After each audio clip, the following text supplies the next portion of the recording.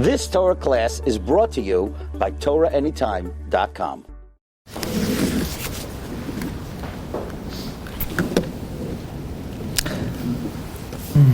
Good afternoon, friends.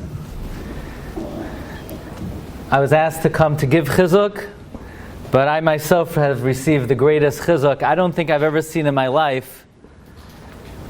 Such an impressive group of working people giving up an entire day's work. That has a lot of value. To give up an entire day to allow the values of Teshuva and Torah to transcend any earthly value. Kol HaKavod, what greater zechus is there not only for yourselves but for Klal Yisrael? The furthest trip I've ever made, I was once invited to speak in Australia. And I like to get around. And the trip is interminable. It's just forever. First you have to get to Los Angeles, and then you have to stay over in the airport, and then you have to catch another flight. And I get like stir crazy just on an hour flight. I have nowhere to put my feet. I don't know what to do with myself after an hour. And first you have to get to LA, and then it's another 16 hours to Australia. It's a long trip. You know, sometimes, just last week, I was invited to speak in Cleveland. It was a Thursday. The flight was 2:10. I arrive in JFK, 12:30, plenty of time. The flight said it's slightly delayed. Okay, so instead of 2:10, it's going to take off at 2:20. I get on the flight. I had a good seat on the plane. 2:20, 2:30, 2:40. There's weather. It's from here to Cleveland. What kind of weather? It was 90 degrees, remember? It's like a week and a half ago. It was 90 degrees. There's weather, there's storms, hurricanes. I don't know what they're talking about. Like they make it up as they go along. It's an hour later, 2 hours later. They need a new route, an old route, a different route. Then after 3 hours, they have to go back to refuel. It's now 5:10. Flight is canceled. And that's just Cleveland. Sometimes just to get, an hour or two away, you never get there. Certainly if you have a flight across the world, kulei hai v'ulai, are you going to get there or are you not going to get there? But in these 10 days, we have to make a very impressive journey.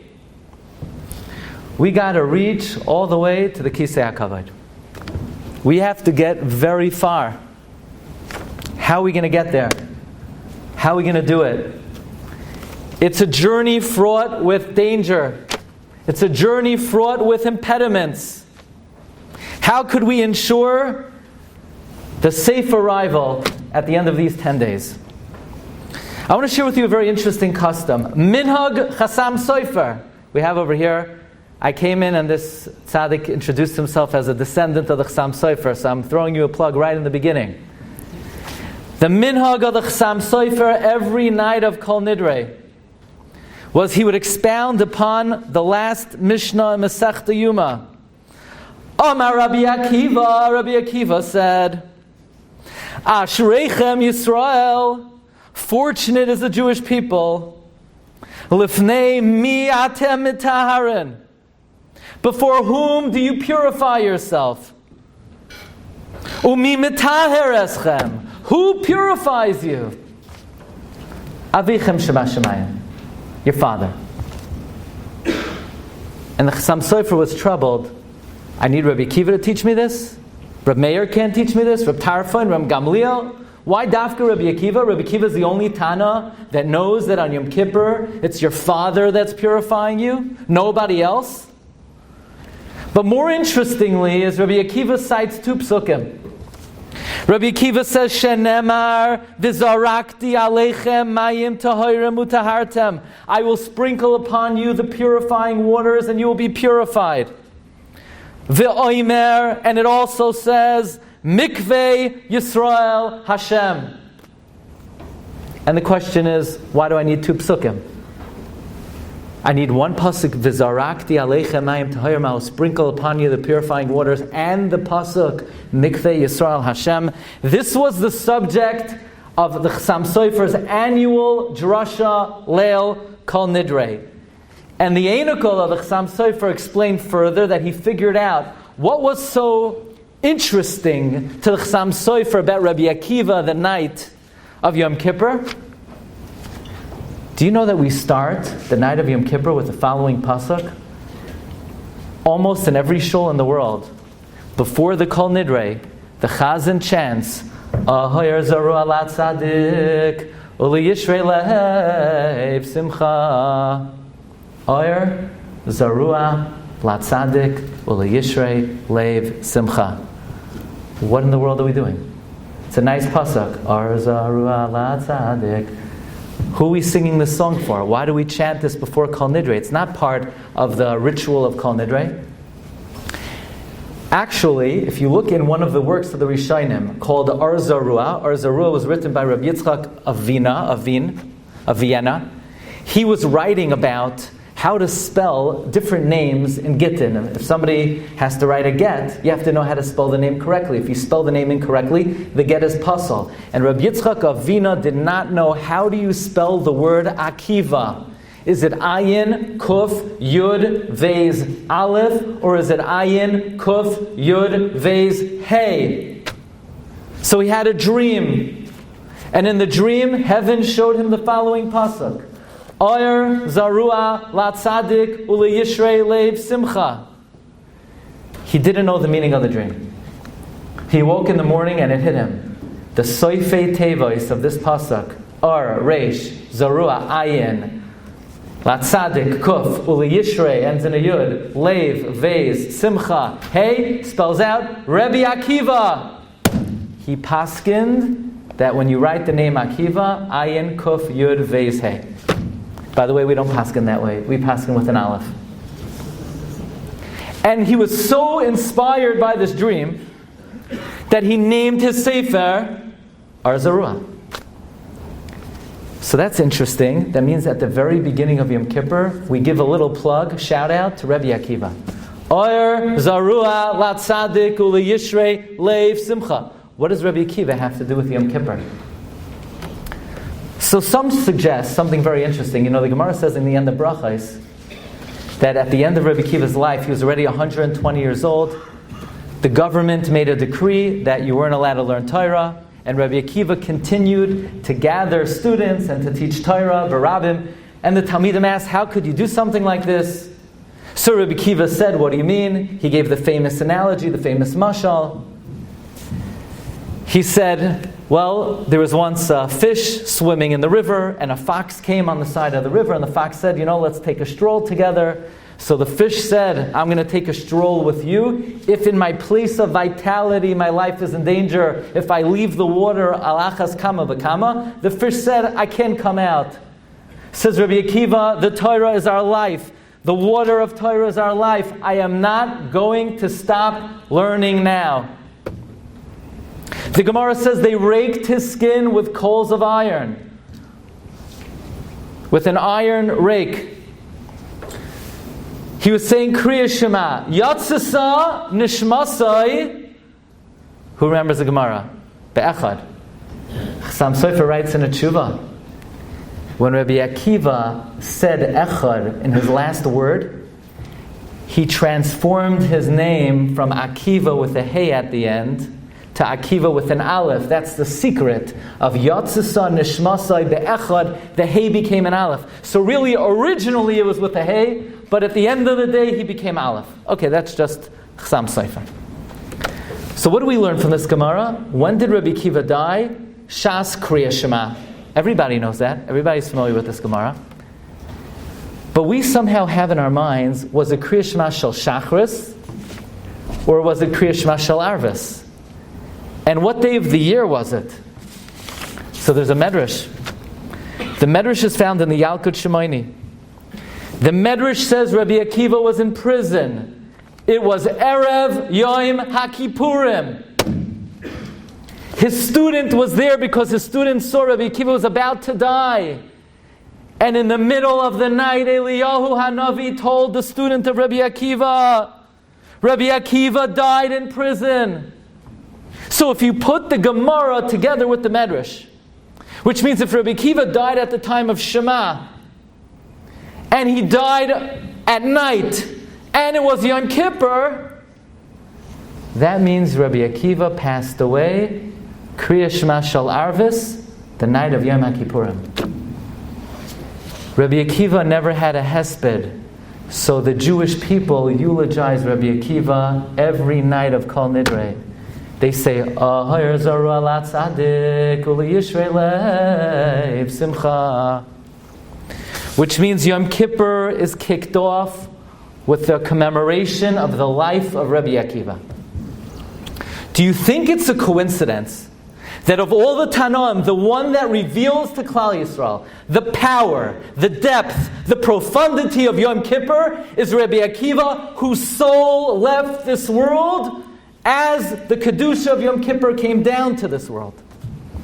Amar Rabbi Akiva, Ashreichem Yisrael.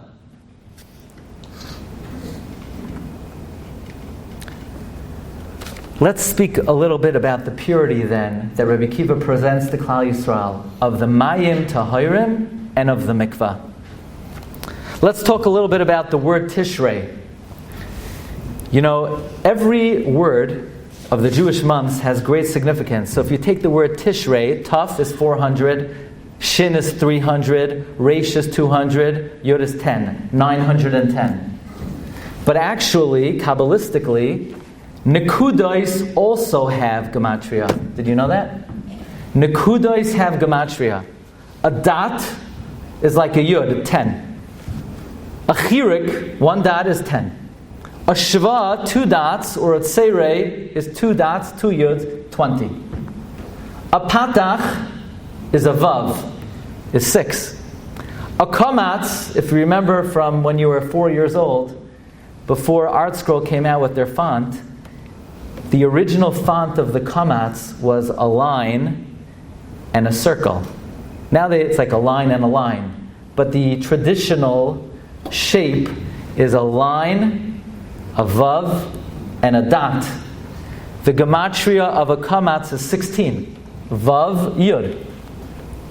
By the way, there are words in our tefillah that we manipulate the correct pronunciation in order to arrive at a certain gematria based on the nekudais, and it's brought in halacha. For example, in Birchas Hamazon, really we should say tamid lo yichisar lanu v'al yechaser lanu, according to the laws of Hebrew grammar. But we distort the correct pronunciation. We say tamid lo yichasar lanu v'al yechsar in order to get a specific gematria. The shlosh says of lechem.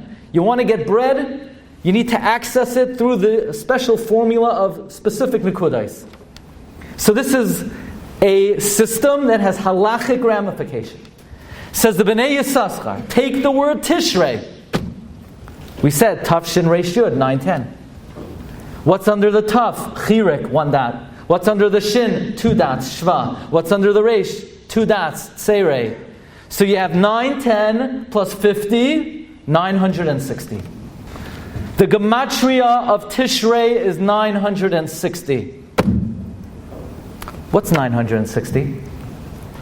Actually, from Rosh Chodesh Elul until Yom Kippurim is how many days? 40 days. How many hours? 960 hours. 40 days times 24. What's the significance of 960? A mikvah is 40 sa. 960 lug.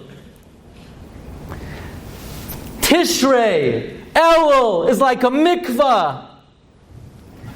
Now, how does a mikvah operate? What's the mechanism of a mikvah? How does a mikvah purify? Here you have a guy. He's a beria. You know, in the laws of Tuma and Tara, if you have something which is treif, let's say you have a little pig fat, and the pig fat falls into a big vat of chicken soup. You know, imagine you have a big pot of chicken soup cooking, and you have a Gentile's walking by, and he has Chves Burger King, he has some juice from his burger, flies up from the burger, goes into the soup. What do you do with the soup? You eat the soup. It's batal b'shishan. Is it better not to eat the soup? No. Is it better to eat the soup? Absolutely. It's an Iyun to eat it. Actually, the Bnei Yissaschar writes, you're now to be mevatel l'chadchila, but if you could find a davar kosher that happened to have been mevatel a davar aser, it's big stuff. It's a big skula. I don't know, it was never marketed yet, but there's an Iyun. It's an untapped skula, okay? We'll put it that way. What's the halacha if a little ant falls into one of these vats of cholent, like in yeshiva, these vats of cholent where a guy could fall in, he would be batal be'elef. What's the halacha if an ant falls in? You can't eat the whole pot. Beria, einoi batal afilu be'elef. But that's the shita of the Bavli. The Yushalmi holds, Beria is batal in 960. Says the Bnei Yissaschar, the mechanism of the mikvah is here you have a guy, he's a Beria, but he's a bad Beria, at least now.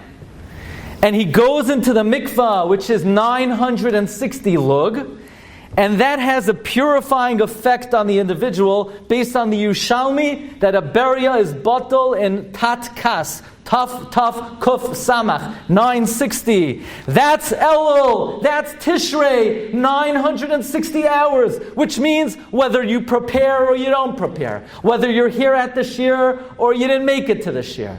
Maybe you're home, maybe you didn't even think about the Yom Noraim. Anyone who travels through these 40 days will emerge to some degree purified. 960 hours.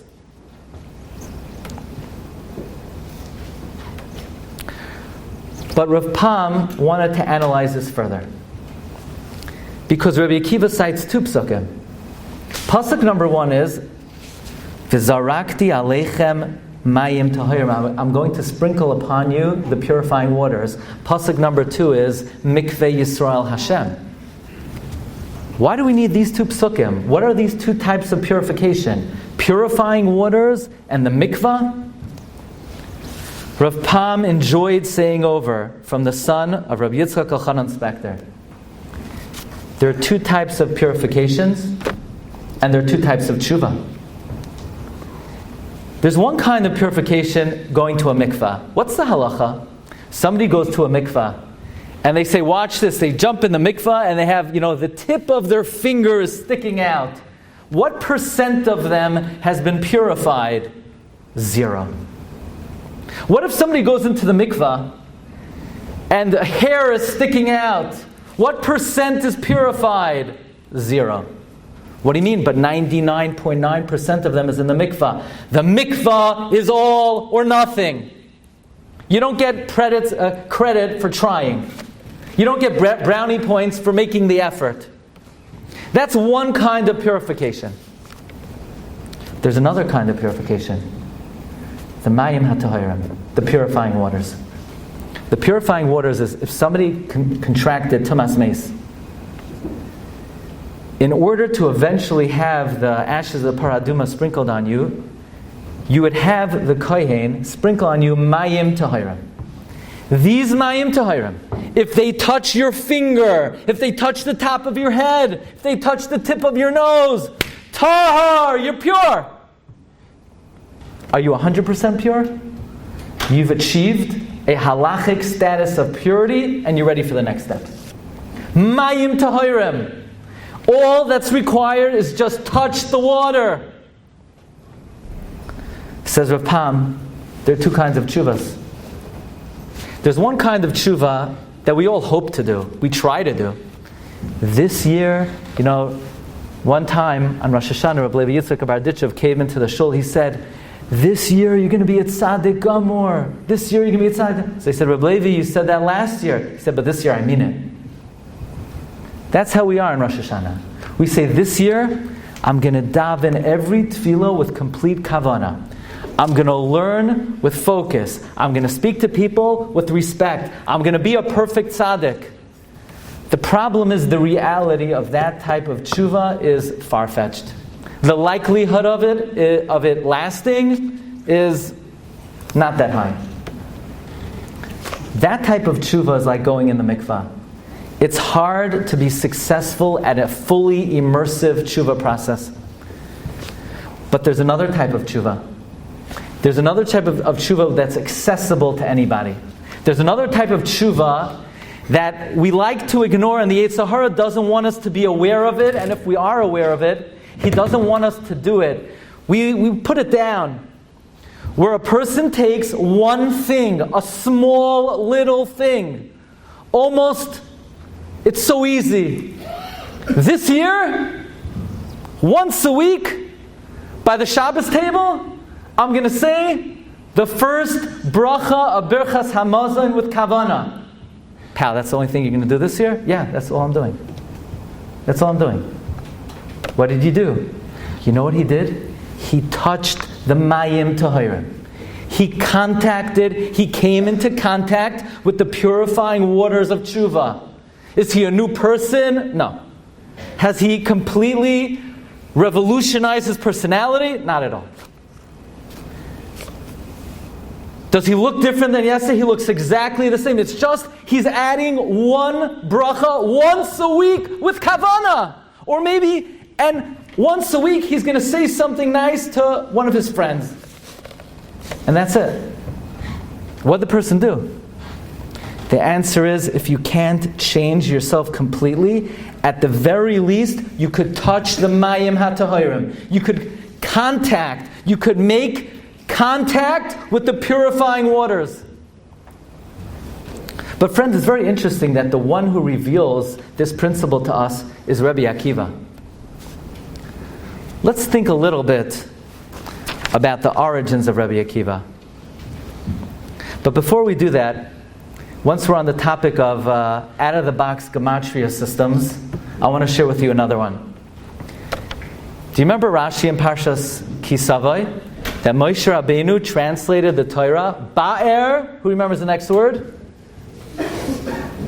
Heitev.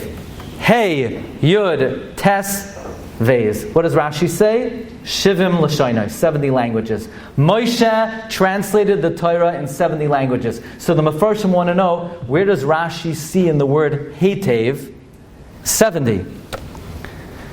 The most important commentary on Rashi is the Mizrahi, Rabbi Mizrahi. Rabbi Mizrahi says Rashi derived this from a new mechanism of Gematria. I call it the Na-Na-Nachman system. You know, if you didn't make it to Uman for Rosh Hashanah, I'll give you a little flavor. Okay, but this comes from the Rishonim. The way the system works is you take the word, you take Hey Yud, Hey Yud Tes, Hey Yud Tes Vez. Got it? Very simple. You take a word, you take the first letter, then you add the first two letters, then you add the first three letters, then you add the first four letters. Hey is 5, Hey Yud is 15, we're up to 20. Hey Yud Tes is 24, we're up to 44. Hey Yud Tes Vez is 26, 70. That's how Rashi knows Moshe translated the Torah into 70 languages. This is an authentic system of Gematria. That's what they're doing.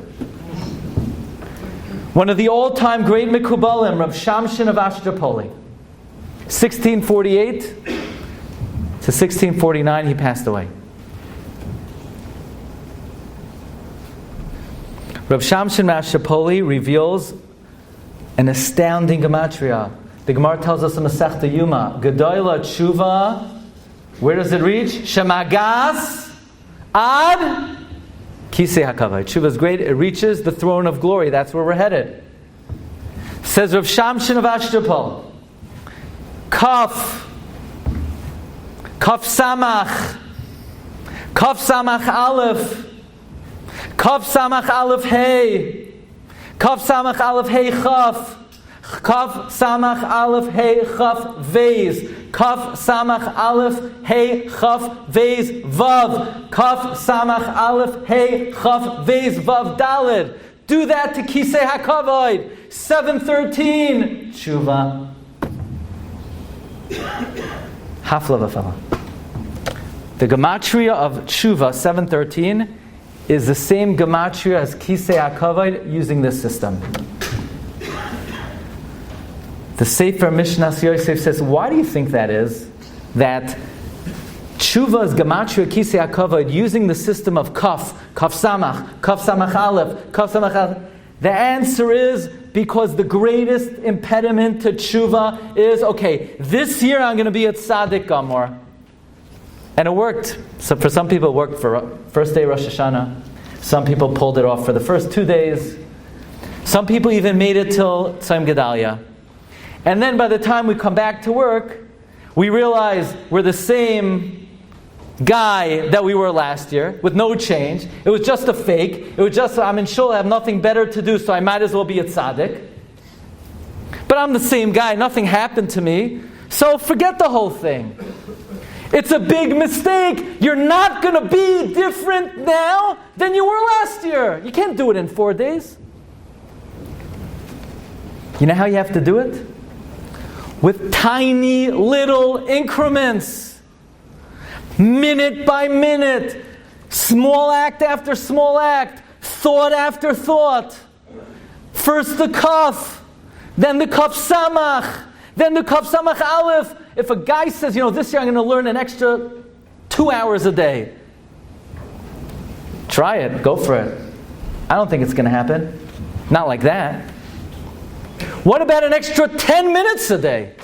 5 minutes a day? Start with the kaf. Do something small. That's the only way to get to the Kisei HaKavod. The only way to get up there is you gotta take small, tiny step after step after step. Don't underestimate the smallest thought. All the Rebbeinu Shalom is asking you is one little opening. Do you know who taught the world about the importance of minuscule, perhaps microscopic increments of growth? Do you know who revealed to the world and to himself how important it is not to underestimate the smallest advance and growth in Avodas Hashem?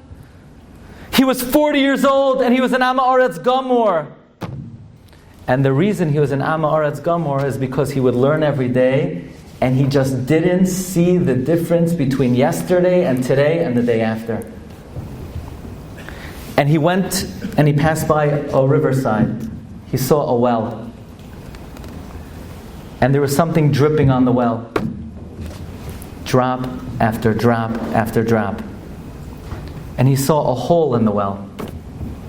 And Rabbi Akiva said, how did that hole get there? He looked at the drop. The drop made no impression on the rock. He looked at the second drop. It made no impression on the rock. He looked at the third drop. It made no impression on the rock. But there's a hole there. So Rabbi Akiva made the following Kal V'chomer, that if water, which is so soft, could make a hole in a rock, then the Torah, which is so powerful, could penetrate my heart. What exactly was it that Rabbi Akiva learned from this hole in the rock? Rabbi Akiva didn't know water could make a hole in a rock.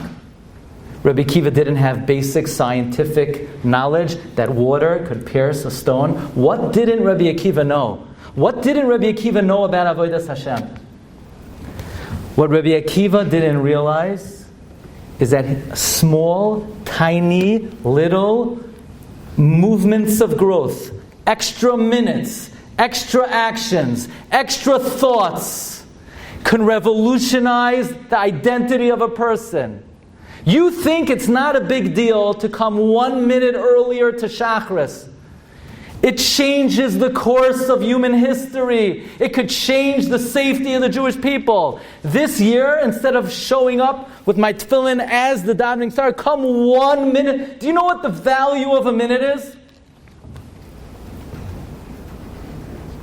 Rabbi Akiva saw from the water penetrating the stone that even though There is no discernible difference every time the water hits the stone, but obviously it's making a big impact on the stone. It could make a big impact on me.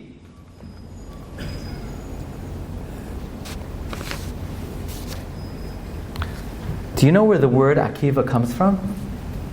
Do you know what the word Akiva means? Akiva is a Rashi Tevois. Yesh koina oilamai bisha achas. That was the secret of Rabbi Akiva. Rabbi Akiva's secret was every small advance in life, you could acquire world, you could change yourself, you could change the entire universe.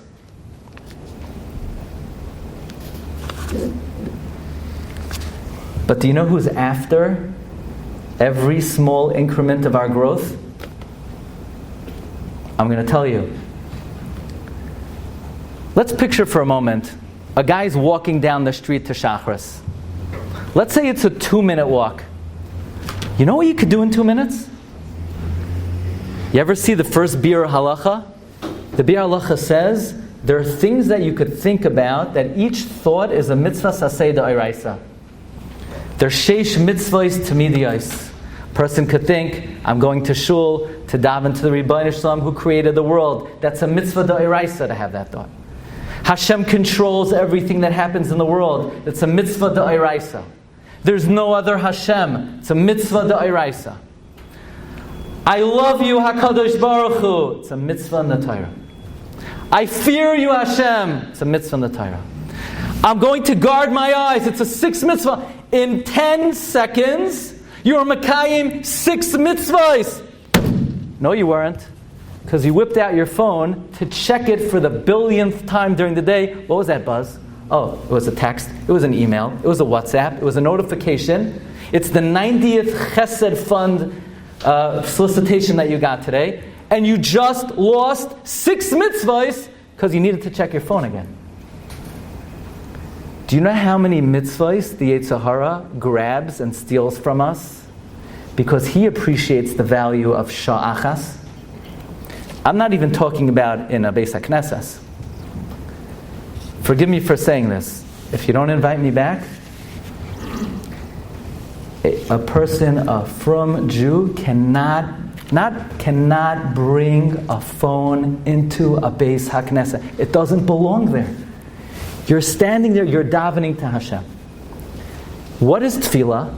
La'avdoi b'chol levavchem. It's serving Hashem with all your heart. Can you possibly give all your attention if your phone is on you? It is not humanly possible. So what? The person's not even making an attempt to have full kavanah? It can't be in the shul, period. It just can't be there. They're not even making the effort. But think about what the Yetzer Hara does. He's made it that it's normal. I'll bring it in. I'll walk with it until I get to my seat. Then in the middle of the davening, I'll check. It can't even be in the Beis. I'm not even talking now about the Beis HaKnesses. I'm talking about being tethered to it the entire day. When there's so many sha'achasim, there's so many moments that we could have been mekayim mitzvahs. You know, they asked Reb Vosner about the sheish mitzvahs tamidiyos. You know, you think somebody who's so involved in learning Torah and every word of Torah is equal to all 613 mitzvahs, they're not like taking time during the day to think about these 6 mitzvahs. They asked Rav Vosner, should a Jew think about these 6 mitzvahs? He says, Chabibi, I give you my word. Not one day of my life went by that I didn't think about the sheish mitzvahs at least 100 times. And we think, no, that's not possible.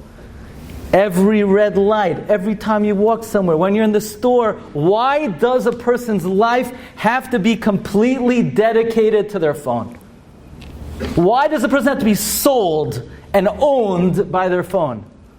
Can you imagine how many moments, how many minutes, how many seconds of life are robbed from us? Not on the hour. I mean, the studies are most people are on the dumb, stupid phone 4 hours a day. You know, people say, I don't have time to learn.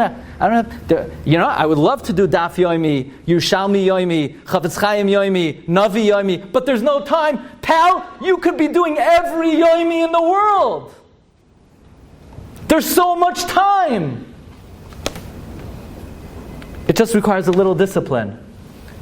Personal advice, just for successful living. Just say, I'm not looking at the stupid phone until after I daven Shachris and learn something. You're not missing anything. I guarantee you'll have more peace of mind. You'll be more calm. The fact that we're so tethered, it's stealing our life, it's stealing our peace of mind. Who taught the world the value of moments of time? Rabbi Akiva, Yesh, Kaina, Oilamai, Bisha, Achas.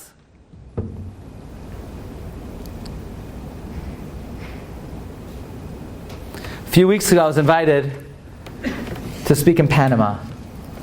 I couldn't pass up the opportunity. I wanted to go to see one of the 7 wonders of the world, Panama Canal.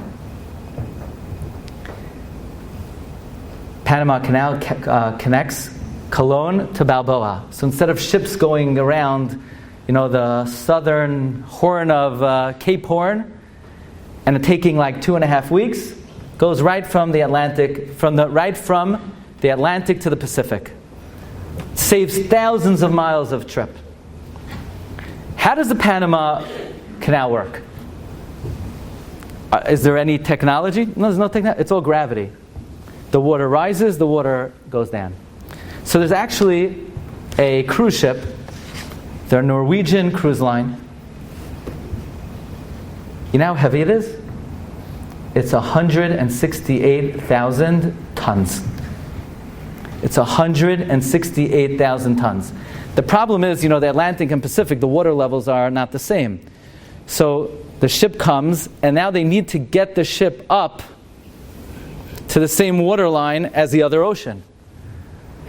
So no problem. Lift up the ship. You can't even find 20 cranes that can lift up such a ship. So how do they lift up the ship? There's something in this world that is so powerful that it can lift up the ship like nothing. You know what it's called? Water. So without technology, just with gravity, they let the water fall into this side of the ocean, and all of a sudden, this Norwegian cruise ship, 168,000 tons, rises up. 20 cranes couldn't have pulled up that ship. But the soft water just raises the ship like that. And I'm thinking to myself, what would Rabbi Akiva have said if he saw the Panama Canal? Maybe Rabbi Akiva would have made the following kal v'chomer. Sometimes I feel so low. Sometimes I feel so sullied. Sometimes I feel so filthy and heavy and weighed down by all the things weighing me down in life. How am I ever going to make myself elevated? How am I ever going to schlep myself up? Who could elevate me? If Mayim, which is so soft, could raise up 186,000 tons, imagine if I apply myself to Limud HaTorah. The Torah, which is so powerful, could raise me up, me with all my chatoim and all my baggage and everything I'm carrying around. The Torah could propel me up to the highest realms, to the Kisei HaKavod. If Rabbi Akiva saw the Panama Canal.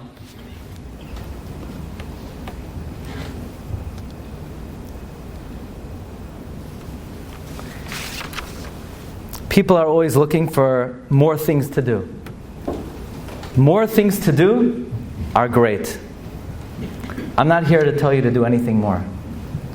Hillel said at the Simchas Beis HaShoeva, Im ani kan, hakol kan. If I'm here, everyone's here. What does that mean?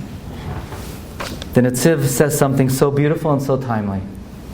We always wonder, I don't understand, I daven every day, why isn't it doing anything to me? I learn every day, why isn't it doing anything to me? Pal, Are you learning every day? Are you there? Are you davening every day? Are you there? I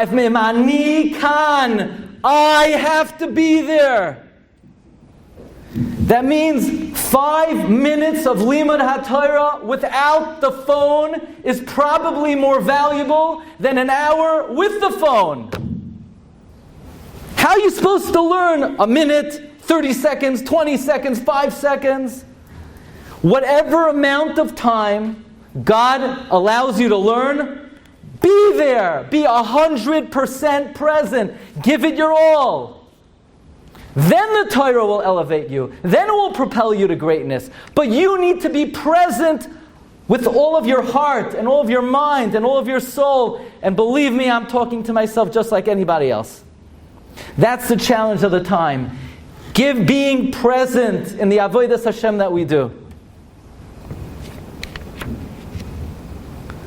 But if we're present, if we give it even a minute of undivided heart, focus, love, yesh, kaina, olamai, bisha, achas, just takes a minute of real tefillah, a minute of real Torah. So I'm going to conclude back to my Cleveland trip that was canceled. Actually, I thought I had this airport thing down. So the first thing you need to know is never check in your luggage. Because the likelihood, if you're checking your luggage, it's basically you're saying, I don't really need it. You know, Hareini, they have a hefker ka'afra da'ara. We did a trip to France. We went to Rashi, Rabbeinu Tam. All I need is, I need my suit and I need the camera. You know, we have these video clips for Torah Anytime. I made the mistake of putting the camera in the suitcase. No. It went to Orlando. What in the world? Why did it go to Orlando? I'm going to France. Why did it go to Orlando? So I made the mistake. I had 2 trips after that where the luggage came off the plane. So I had confidence again. Nachamo, we went to Alaska. No. Back to Orlando. So this time I said, that's it. I'm not checking anything in. I'm only staying the night. What do I need already? I have just my talis and tefillin, some personal items, and that's it. So I got a brand new little wheelie. I put it right on the plane. The problem was, it was a brand new suitcase, and I wasn't used to traveling with it. So I had with me 3 items on my way to Cleveland and JFK. I had my hat box, I had my knapsack with my notes. I need notes to speak, and I had my talis and tefillin in the wheelie. I would never give it to them, but I would put it on the overhead. Fine. I come out of the security. It was a week and a half ago. It was 90 degrees. I was dehydrated. I needed a drink. I have my knapsack. I have my hat box. I got the drink. I go to my gate. I said, I think I'm missing something. Where's my wheelie? So what in the world did I do with my wheelie? I must have left it in the store where I got the water. I ran back there. Did you see it? No, we didn't see it. So where is it? So, I didn't take it out of security. I'm not used to traveling with this thing. I said, they probably blew it up, you know? I don't know what they do. What do they do with suitcase? You hear it every 5 minutes. If anyone sees us, you know? I figured it was blown up or something. Said, the first thing I thought, where are my notes? So my notes had my knapsack, but my talis and tefillin was in my wheelie. So I can't believe it. I run back to the security. What's the likelihood of me seeing it again? You know, with all the security there. I go to the first conveyor belt, nothing there. Second conveyor belt. Anyone knows me, I like Rameir Bal Asad, Al-Qadameir Aneni, everything, whatever I could do. There's this table in the middle of the 2 security belts, and there was my suitcase.